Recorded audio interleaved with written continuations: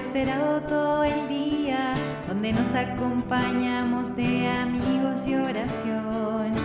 Hoy es tu palabra que nos llena de esperanza y nos guía al encuentro con el Padre Creador. Bueno, buenas tardes a todos, a todas, muy bienvenidos a este Café por la Tarde. Estamos en esta tarde con un hermano de México. Hemos estado en Colombia, hemos estado en Argentina y ahora nos pegamos un salto largo hasta México con un hermano que se llama Gonzalo Ituarte Verduzco, que es dominico y tiene un vasto trabajo en el tema de derechos humanos, trabajo con los indígenas que quisiéramos compartir. Así que, Fray Gonzalo Ituarte, muy buenas tardes. Muy bienvenido a este humilde programa, pero que hoy día se honra en estar contigo. Primera cosa, a ver si te nos presentas. Te decía yo recién, cuando conversábamos un poco, yo podría leer tu biografía, pero me parece un poco vasta como para leerla. Entonces, a ver si tú nos haces un resumen de lo que has hecho en tu vida frailuna. Pues mira, realmente me da muchísimo gusto volver a Chile. Yo estudié ya una maestría en 2003, cuando cumplí 25 años de presbítero, en el Instituto Pedro de Córdoba, y he tenido varias visitas a Chile por razones de mis oficios en la orden y, por supuesto, amistades entrañables a lo largo de los años. Y cuando uno vive 70 años, pues sí se acumulan muchas travesuras y por eso se acumula el expediente, pero no lo es tanto. En fin, soy ciudadano mexicano, nacido en esta Ciudad de México. Entré a la orden a la edad de 20 años, después de haber estudiado 2 años de física en la Universidad Nacional Autónoma de México, que está enfrente de la parroquia universitaria de los frailes. Conocí a los frailes desde el 68 durante el movimiento estudiantil y una etapa muy viva, muy intensa, en una lucidez del acompañamiento de los frailes a la universidad y a los estudiantes, y me fui conectando y a medio camino de la Facultad de Ciencias me jaló el espíritu para acá. Tuve los años de estudio con una estancia de 2 años en Estados Unidos que me sirvió mucho para ver desde el interior de esa sociedad. Fue en la etapa del final de la guerra de Vietnam, que capaz que en tu generación ya ni supieron lo que pasó, pero fue muy importante. La época de los hippies, Peace and Love.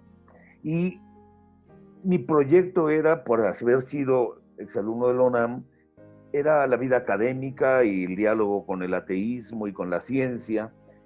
Y los caminos de Dios me llevaron como diácono a visitar Chiapas. Visité de vacaciones Chiapas por 2 meses, me enamoré y pedí al provincial que me asignara allá. Fui el primer fraile mexicano en retomar la misión de Ocosingo, que la tenían los frailes de California, y desde ahí empezó mi historia, en donde aprendí a amar a Dios en tierra de indios, que es la más grande bendición que he recibido en cuanto a mi vida frailuna y pastoral. En 78 fui asignado allá y durante 43 años he estado conectado a ese proceso, sigo en ello. Aunque fui provincial 8 años, volví a Chiapas continuamente y nunca perdí el contacto. Y bueno, ahora estoy como prior de la parroquia universitaria por la que entré a la orden, pero conectado a la realidad de allá. Entonces, el caminar en medio de los indios fue un Pentecostés, una epifanía, un Kairos, quién sabe cómo se va a decir, porque me cambió, me transformó, me reubicó en la vida religiosa y en la vida de fe, y me conectó al proceso. Sí. Siempre repito y vuelvo a hacerlo, aprender a amar a Dios en tierra de indios era una maldición que se lanzaba hacia alguien para hacerle ver cómo iba a sufrir. Y para mí fue la gran bendición. Me conectó a la vida de los pueblos mayenses, de una tremenda tradición cultural, de una gran civilización que se había perdido ya en cuanto a grandes ciudades cuando llegaron los españoles, pero que está a la raíz de esa riqueza. Me conecté a ese pueblo guiado por el obispo Samuel Ruiz, gran profeta en la iglesia latinoamericana, que en la forma concreta en que vio su realidad y lo ligó con el Concilio Vaticano II, se dio una eclesiogénesis en comunidades indígenas que de por sí son comunitarias, son solidarias, son generosas, sobre todo en aquella época. Ahora se han contaminado mucho del capitalismo neoliberal, del egoísmo, del individualismo, del materialismo, y han ido perdiendo algunos de estos valores, pero en aquella época eran comunidades aisladas, algunas incluso en situación de servidumbre, en grandes latifundios, que aquí se llamaban fincas, y que los tenían en un mundo como del siglo XIX, pero con una liga fuerte y de solidaridad y de dar la vida por su propia gente. Y esto fue de tremenda riqueza y valor, porque al explicitarse la semilla del verbo viva allí, surgió la iglesia con grande dinamismo y participación, con una aportación directa de los pueblos hacia su propia realidad, y desde allí un caminar largo de muchos años en donde el evangelio no se redujo a la parte doctrinal, sino a todo el sentido de transformación de la historia, acompañando a los pueblos para que alcanzaran su liberación. De hecho, una catequesis surgida en los años poco anteriores a mi llegada allá era la catequesis del Éxodo, salir de la servidumbre, de la esclavitud para ir hacia la libertad. Toda una pedagogía extraordinaria que implicó irse metiendo a la labor de transformación de esta realidad en lo económico, en lo social, en lo cultural, lo religioso, salud, educación y hasta la política. Esta dimensión política que llevó a algunos de ellos ante la frustración de su esfuerzo de liberación, con el choque de la opresión, el gobierno que lo resistía, le llevó a conectarse con grupos de rebelión armada que hicieron surgir el ejército zapatista. Menciono esto porque marcó mi biografía. Fui acompañante de este pueblo. Cuando el pueblo toma la opción armada, evidentemente yo no me sumé, más bien tuve una posición crítica, pero respetuosa de quienes tomaban esa posición. Y cuando surgió el conflicto, junto con mi obispo, fui su asistente en la mediación. Son momentos fuertes, pero hubo un momento fuerte también anterior con los refugiados guatemaltecos ante la dictadura y la persecución a los pueblos indios. Muchísimos atravesaron a México, nos tocó recibirlos en nuestra parroquia de Ocosingo, que es fronteriza con Guatemala. 19,000 refugiados tuvimos en el territorio de nuestra parroquia y 50,000 en la diócesis. Era una parroquia gigantesca de 17,000 kilómetros cuadrados. Pero la experiencia de contacto con esa gente víctima de la guerra, de la opresión, de la segregación y la persecución, también estrujó e hizo vivir la experiencia de Bartolomé de las Casas cuando vio que los indios se mueren antes de tiempo y se les persigue y se les mata, como sucedió en Guatemala por la dictadura, y como sucede de otras maneras con los pueblos indios de América, por el modelo económico, político, etc.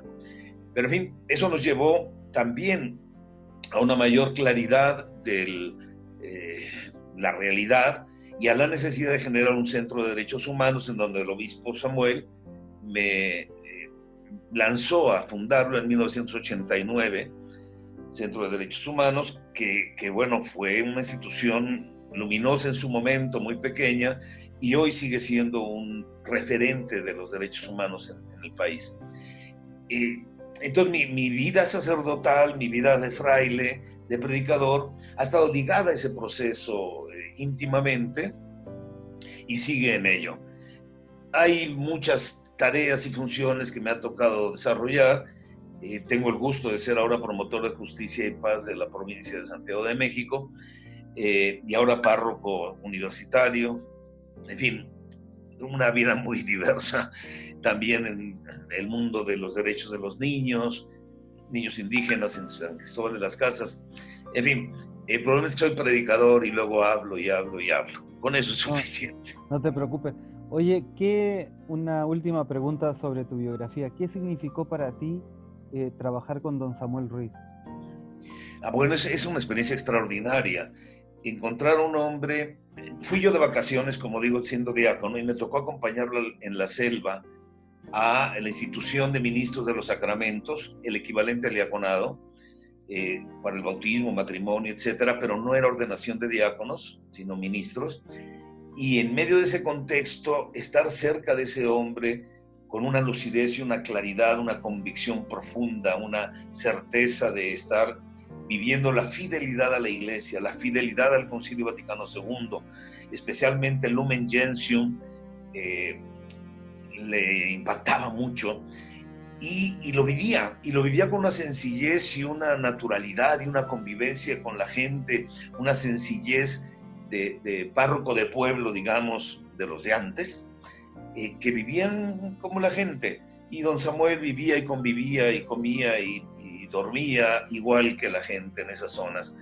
Esto fue estimulante, fue revelador, el tener un profeta de ese tamaño como inspirador, porque de hecho yo le pedí que me ordenara presbítero, vino a la Ciudad de México y me ordenó, alterando el ritual para que fuera específicamente la ordenación de alguien que se iba a ir a la misión de Chiapas, ¿no?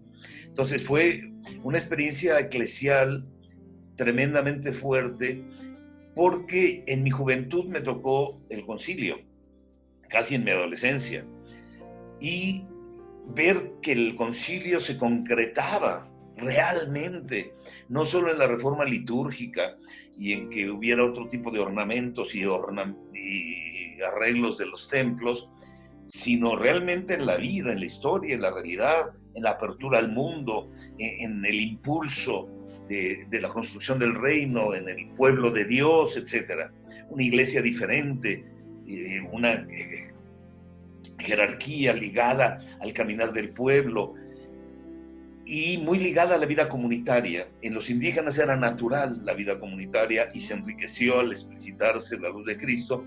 Y en América Latina, las comunidades eclesiales de base en el mundo mestizo eran su paralelo. Entonces, estar ligado a través de don Samuel a todo el movimiento latinoamericano en ese campo era maravilloso. Entonces, fue una bendición también tenerlo como el guía inspirador. Y además me tocó acompañarlo, incluso después de su renuncia como obispo por su edad, hasta su muerte. Me tocó estar a su lado el día que murió. Entonces fue realmente un elemento constitutivo de mi historia. Ay. Y como todo profeta, no, ahí estaba bien, era yo. Como todo profeta también le tocó vivir, me parece, la persecución, ¿no? Por lo menos de los terratenientes y... Bueno, sí, ahí históricamente hemos de dar testimonio. Hubo un nuncio apostólico que primero era delegado, de nombre Jerónimo Prigione, prisión, que quería aprisionar a la iglesia en el poder y en el sometimiento.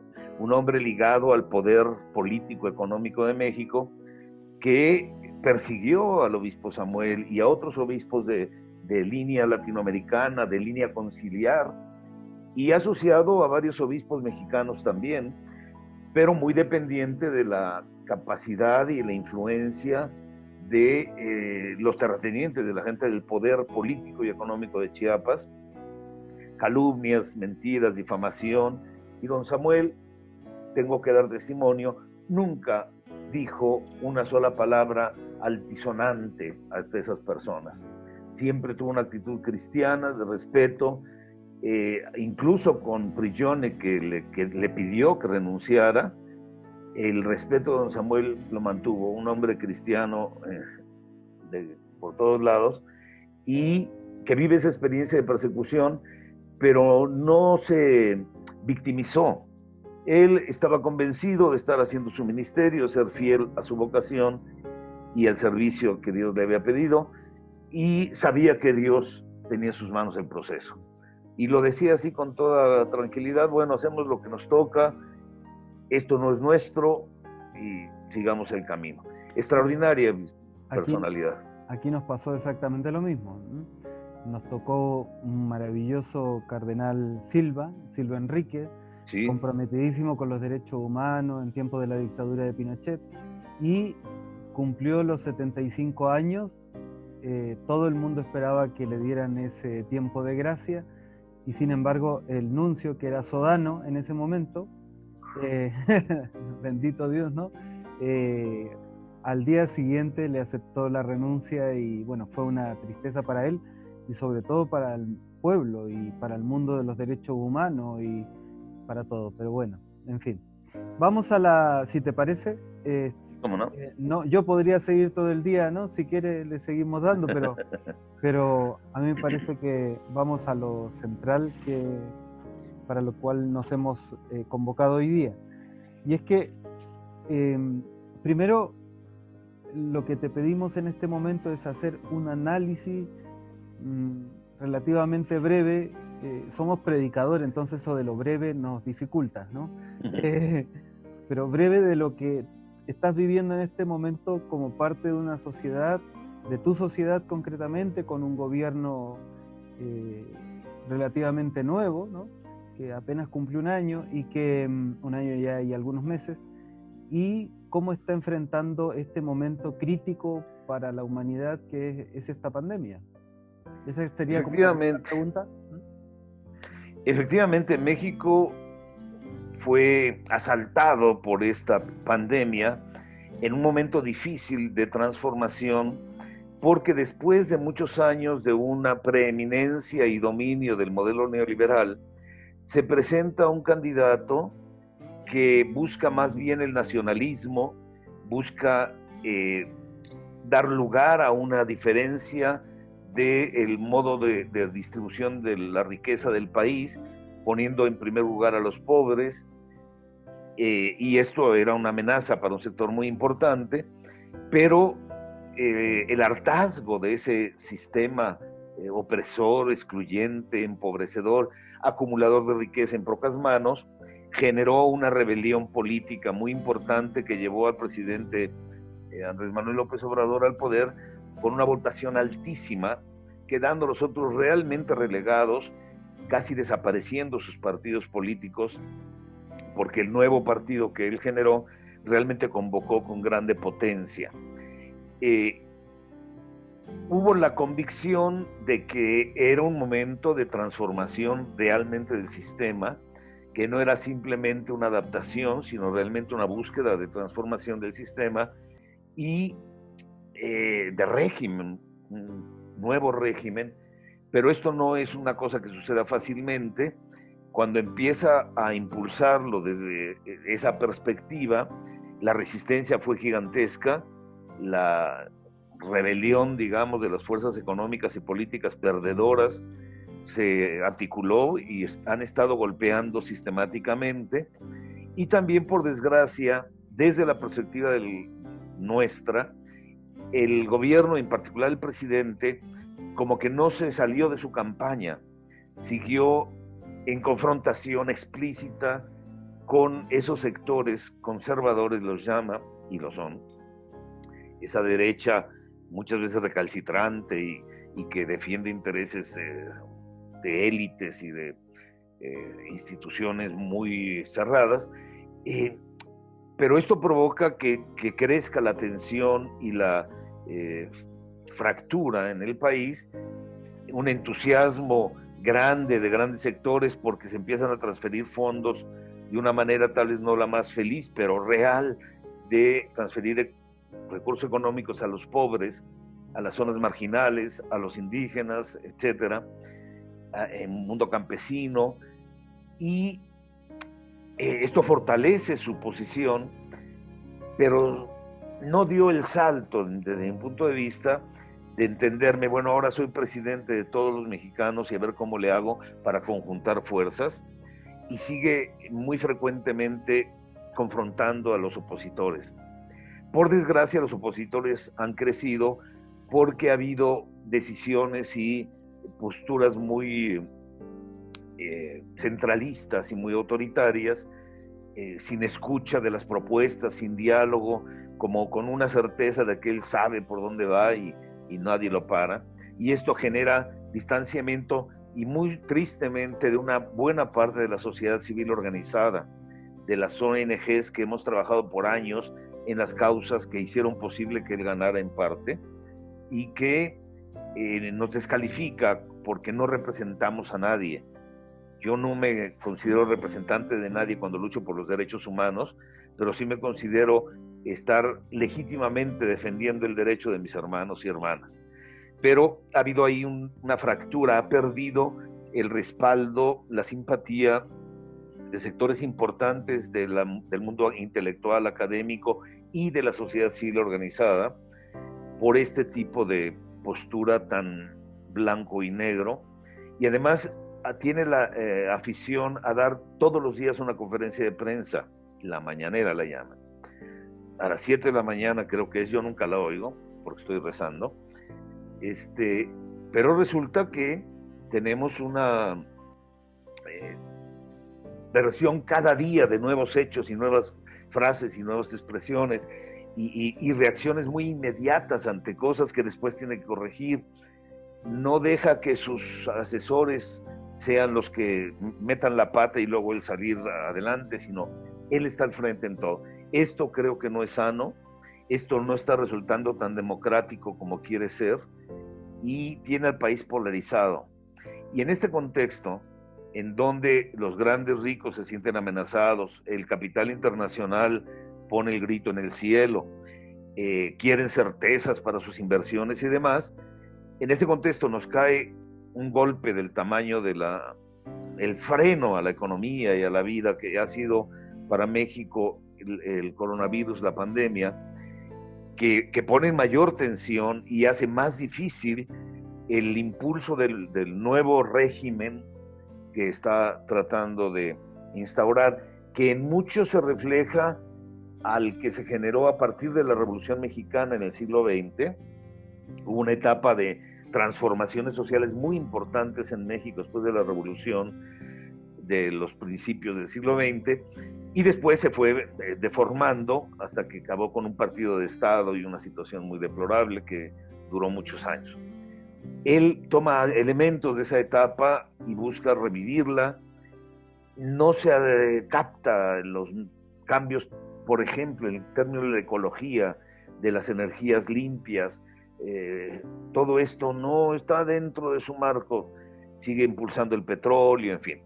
Entonces, se ha polarizado mucho y el freno económico que significa la pandemia, que él mismo no la quiso asumir suficientemente al principio, y él siguió invitando a la gente a salir y haciendo sus giras, hasta que fue tan evidente que había que quedarse en casa, que entonces ya se tomó esa postura, pero él siguió demasiado abierto, nunca le he visto con un cubrebocas, en fin, y es malo eso para una imagen que es imitada, es apreciada por una gran parte de la población de México. Entonces, es una situación muy difícil, porque obviamente los recursos, los ingresos del Estado se reducen, las empresas han cerrado, muchas microempresas y medianas empresas están desapareciendo porque no soportan ya el cuarto mes de freno. Es tremendo, mucha gente hizo el esfuerzo de sostenerse. En el mundo de los pobres, pues tenían sus ahorritos, sus guardaditos, se les acabó. Y a pesar de que se generaron programas muy importantes del gobierno, no es posible llegar en un país de 130 millones de habitantes con la mitad de la población bajo la línea de la pobreza y sectores muy marginales en las zonas rurales. No es posible asistirlos a todos. Han hecho un gigantesco esfuerzo. Eso lo reconozco. Además, estoy ligado a las instituciones del Estado que trabajan en ese campo, especialmente para Chiapas, porque sigo siendo pues muy comprometido, sigo estando muy comprometido con esa causa y por el conocimiento que tengo allá. Entonces, sí estamos en una situación sumamente difícil que ha agudizado la polarización, y algunos efectos de la pandemia se los atribuyen a él como si él fuera el culpable de que la economía estuviera en crisis. Un factor muy grande de la crisis económica es la pandemia, es el freno brutal a la economía, y la dificultad sobre todo de los pobres para sobrevivir, que no han podido guardarse en casa, porque tienen que salir a buscar la comida, son gente que vive del trabajo de cada día. Entonces, es una situación sumamente delicada, muy explosiva, que puede tener resultados muy negativos si no se manejan adecuadamente, y con la insistencia de sectores que quieren recuperar su predominancia y la perspectiva. Durante mucho tiempo el gobierno fue protector del capital, especialmente a partir de la industrialización en los años 50-60, se concentró el esfuerzo en la modernización e industrialización del país, dejando al mundo rural, campesino, agrícola en segundo término. Y se acostumbraron a que los recursos eran para hacer crecer carreteras, instalaciones, recursos para la industria, para el desarrollo y la acumulación de la riqueza en esos sectores. Entonces, la desigualdad en México es de las más grandes del mundo entre los ricos y los pobres. La acumulación de la riqueza se ha vuelto brutal. Tenemos de los hombres más ricos del mundo en un país con 50 y tantos millones de gentes abajo de la línea de pobreza o más. Entonces, es una situación realmente grave, y en donde los sectores, como digo, que pudiéramos haber sido más cercanos a este proceso y colaborar, hemos sido hechos a un lado. Este sector de la sociedad civil, como poniendo al pueblo como protagonista, que lo es y debe ser, y en eso hemos trabajado muchos años, quienes estamos en esta sección de la sociedad, pero tampoco es cierto que es posible el salto directo. No hay muchas veces la capacidad instalada en las comunidades, en las organizaciones campesinas, populares, sociales. El complemento de estas organizaciones de la sociedad civil podría aportar mucho, y sin embargo se ha bloqueado. Y otras instituciones del Estado que también juegan un papel fruto de una lucha por la democracia y la justicia en México, también son golpeadas, como si fueran organismos inútiles, que nada más se dedicaban a enriquecerse los funcionarios. En fin, una mirada demasiado de contraste entre los buenos y los malos, los que están conmigo y los que están contra mí, sin ninguna finura en la percepción de aspectos positivos y negativos, y que hay que corregir y qué cosa vale. Esa rajatabla, o sí o no. En ese sentido, dice que muy evangélico, ¿no? Pero muy difícil en la coyuntura actual. Sí. Nosotros nos pasa algo muy parecido, es decir, la crisis venía, porque no sé si sabes, en octubre del año pasado nosotros tuvimos una gran explosión social, sí, lo que dejó al descubierto, primero, que no éramos los jaguares de América Latina, que era una gran falacia, una mentira. Bueno, tú viviste aquí, así que conociste esa realidad, y por el tiempo que estuviste eso se decía. Y por otro lado, que dejó al descubierto que la cantidad de pobres y la desigualdad es tanto o más incluso que en México, ¿no?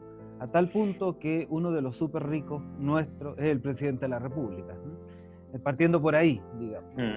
Y entonces eso, en este momento somos uno de los países de Latinoamérica probablemente que más casos tenemos, justamente en proporcional a la población.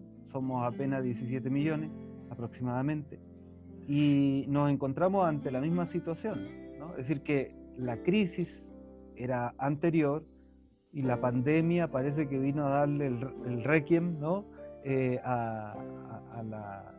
Y con la amenaza de que después de la pandemia viene otra vez el despertar social. O sea que en este momento estamos guardados solo por la pandemia, ¿sí? Y parece que la pandemia ha sido como el salvavidas, pero le ha venido esto que hasta sus empresas están en peligro, digamos. ¿Luces de esperanza ves al final del túnel? Pues sí, tengo la certeza, especialmente porque he estado con los indios que vivieron en la marginalidad y en la exclusión y en el rechazo, y que han sido capaces de resistir y sobrevivir y reconstituirse y recuperar su identidad cultural y sus tradiciones y su riqueza a través de situaciones sumamente difíciles, y lo han logrado. Ciertamente la contaminación capitalista les ha dañado, pero está el germen ahí. Y asimismo la nación mexicana y todas las naciones de América Latina y la humanidad, a fin de cuentas, el anhelo de vivir, el anhelo de ir adelante va a hacer que surja alternativas sorprendentes. Creo que va a haber una creatividad excepcional en la búsqueda de alternativas de cómo reconstruir el tejido comunitario, el tejido social, o crear más bien. Yo creo que no se puede reconstruir, hay que crear un nuevo tejido social, hay que crear un nuevo proyecto histórico, hay que ubicarnos en una realidad que va a ser muy diferente a la que teníamos. Hablan aquí de la nueva normalidad, pues va a ser otra cosa. Estoy convencido de que la gente en su experiencia ahora de fragilidad que hemos vivido todos, de miedo, acorde a la reflexión del Evangelio de este domingo, no tengan miedo, y todos tenemos miedo.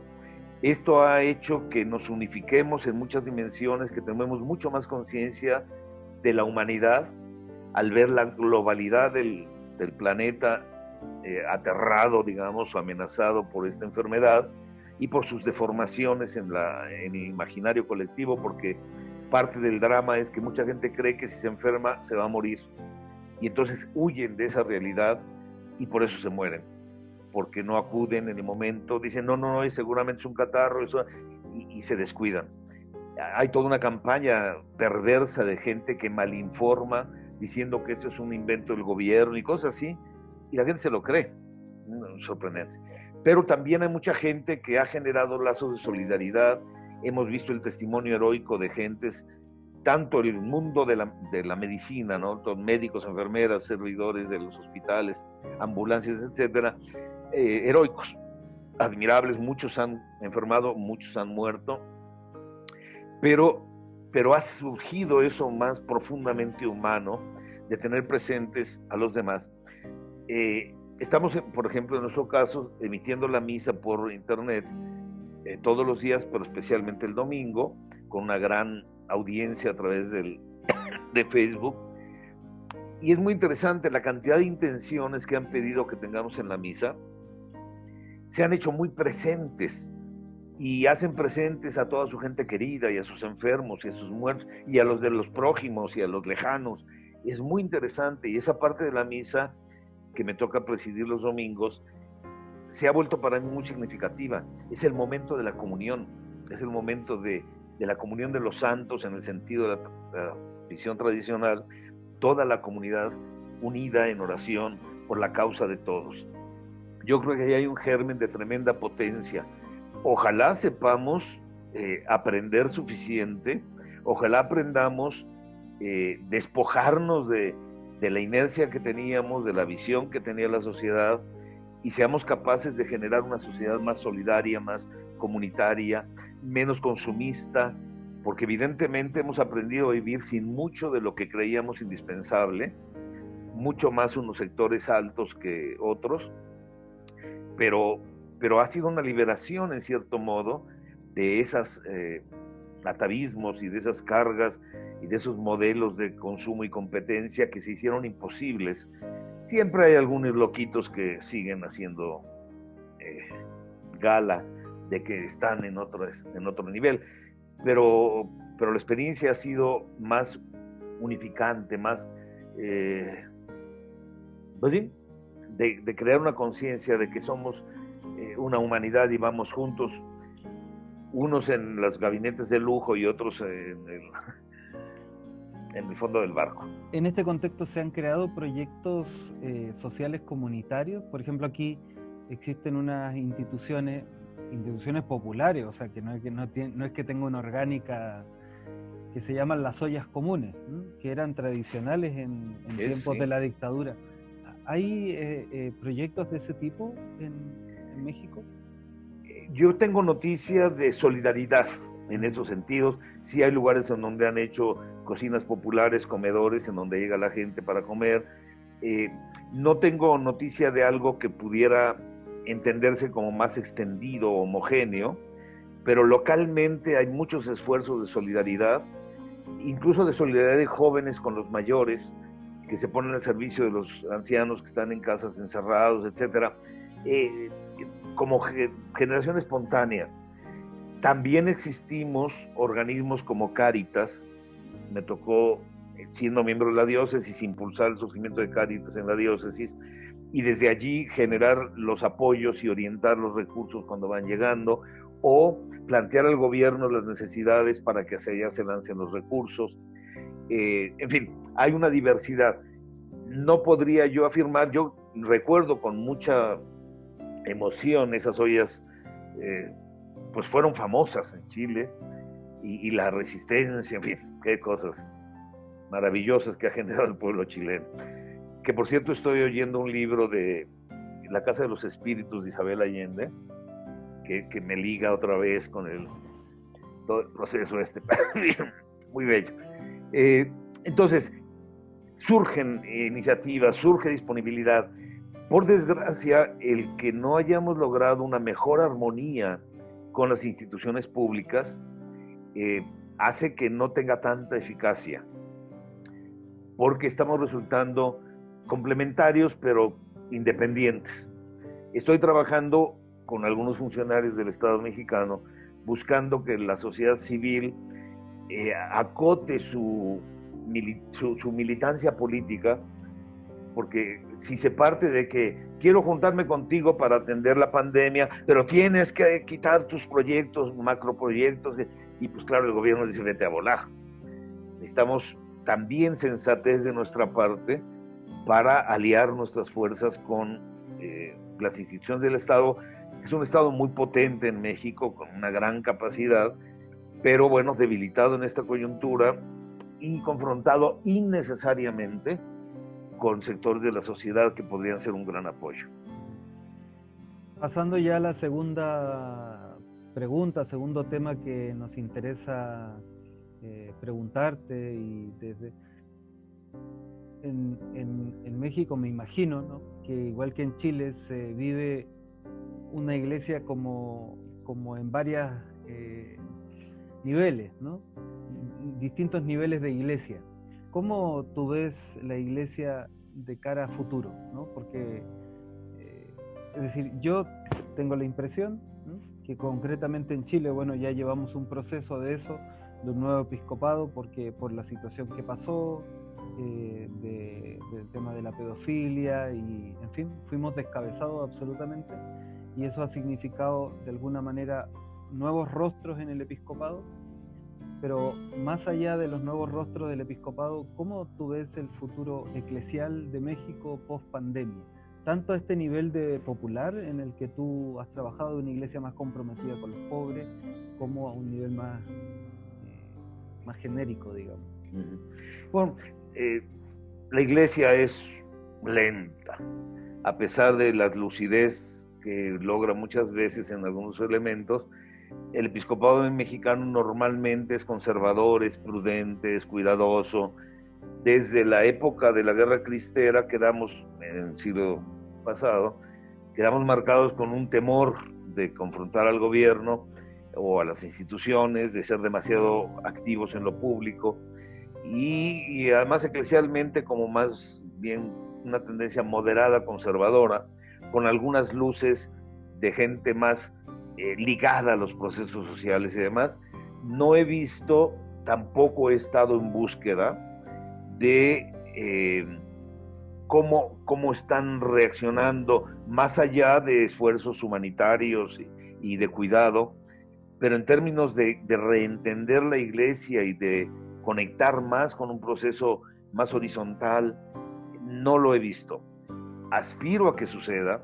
Aspiro que el hecho de que hemos vivido un constreñimiento económico también en la mayoría de las iglesias y demás, de las parroquias, nos ligue más a la vida de la gente que está pasando hambre y que lucha por cada día, y en general en el clero, la vida consagrada, etcétera. Tenemos reservas, tenemos la bondad de la gente que nos apoya y alimenta.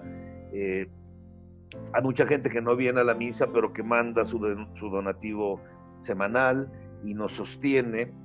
y esto es un contraste con la mayoría de la gente, ¿no?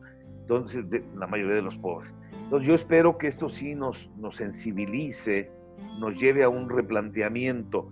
No lo visualizo, no lo he estado buscando, pero ya me pusiste el gusanito. Voy a empezar a atender ese aspecto, porque he estado muy bien, digamos, muy conectado a la cuestión concreta, inmediata, de qué hacemos ante estas coyunturas, ¿no?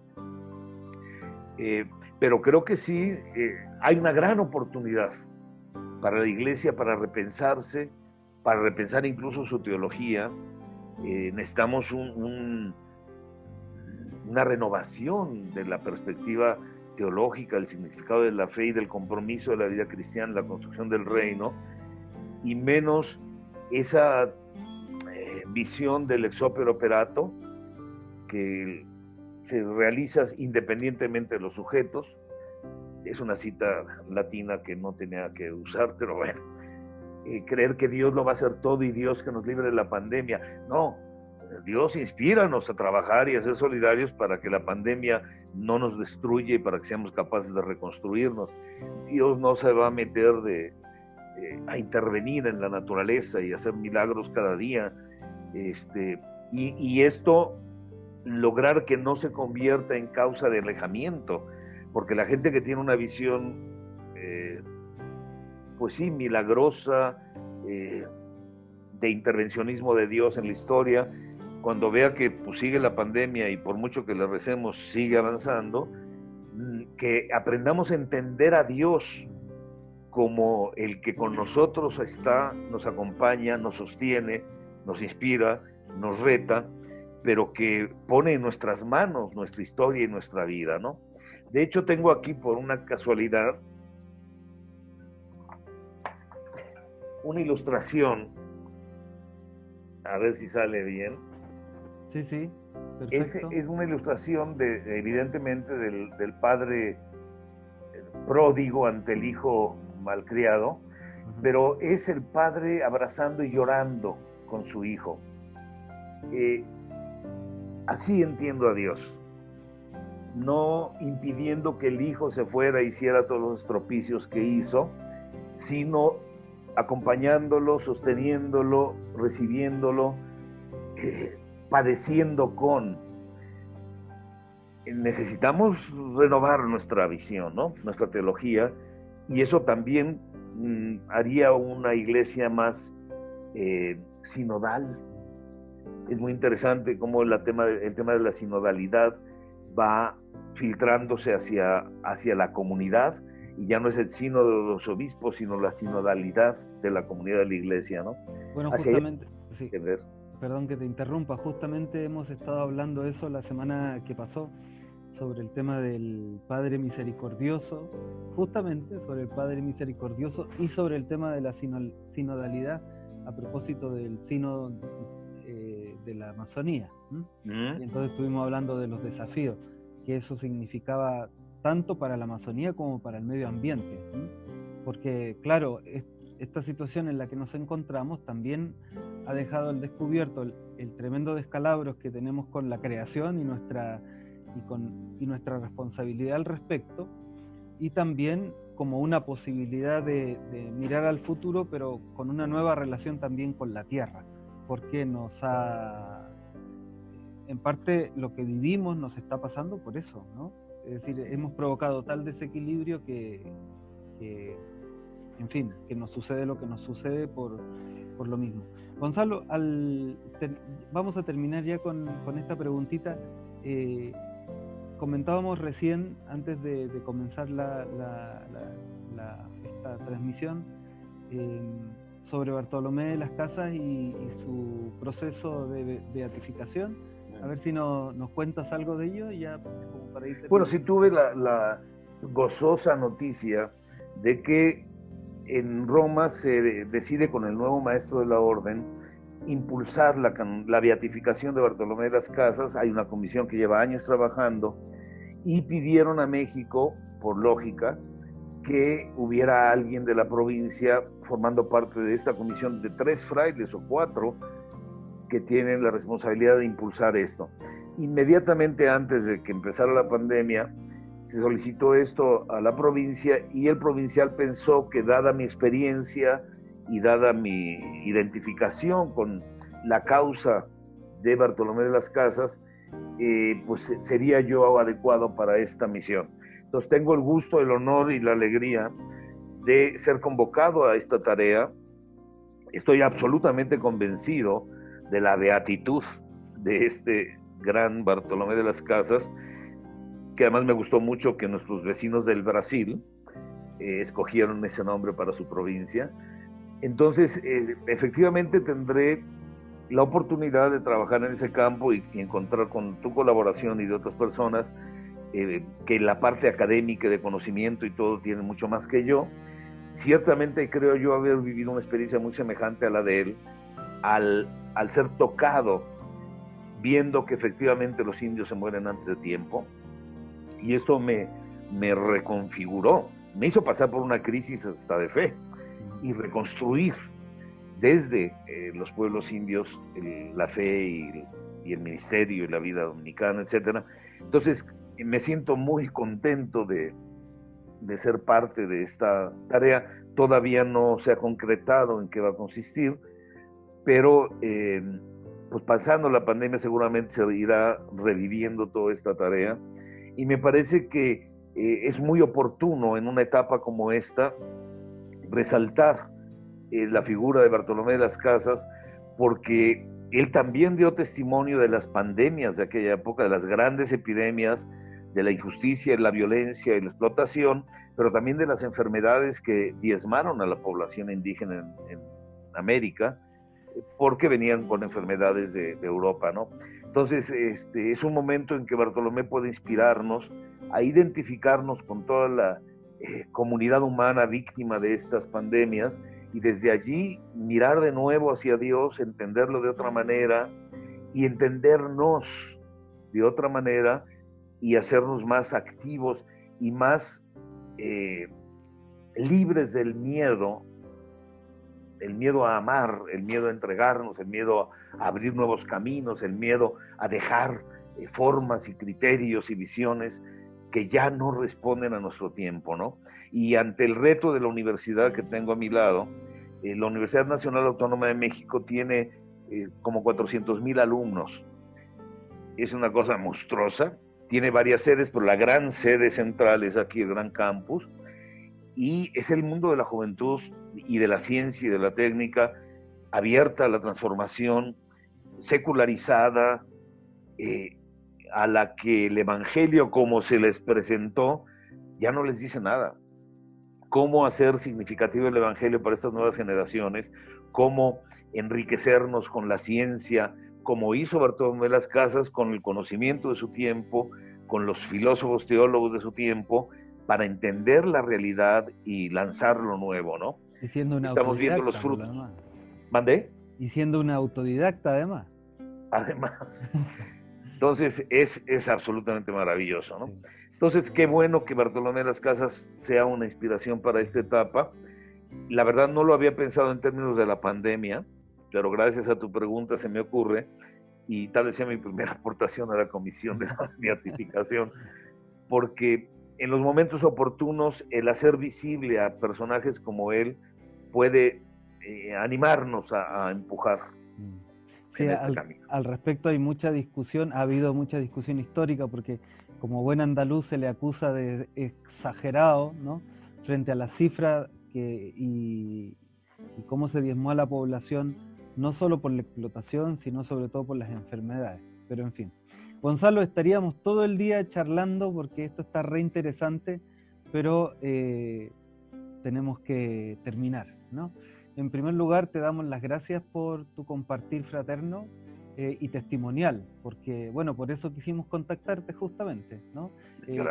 Éramos altamente conocedores de tu santidad y de tu testimonio, así que muchas gracias por compartir con nosotros este momento. Para mí ha sido un gusto, una alegría y un conectarme nuevamente, aunque lo estoy haciendo a través de estos audiolibros, sí, leídos por una chilena que lee maravillosamente, y mientras hago ejercicio estoy oyendo y me fascina. Sí. Aspiro a volver a Chile y nos encontraremos. La Recoleta te espera. Nos encontraremos. Muchísimas gracias. Muy bien. Muchas gracias a todos los que contactan con nosotros a través de este canal de YouTube, Un Café con Jesús, Un Café por la Tarde 2020. Pues les damos las gracias a Gonzalo Ituarte, le damos las gracias a todos ustedes por seguirnos. Ya sabes, suscríbete a este canal y dale me gusta, comparte y dale a la campanita para que te lleguen todas las notificaciones de un nuevo video. Muchas gracias, hasta luego, que el Señor te bendiga. Hasta luego. Hasta luego.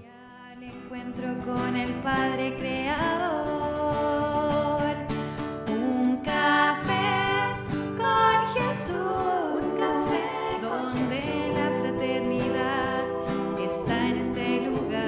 Un café con Jesús, un café para orar y ayudar a la humanidad. Un café con Jesús, un café con Jesús.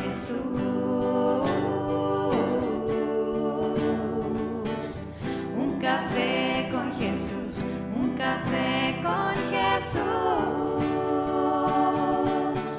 Te invito a conectar.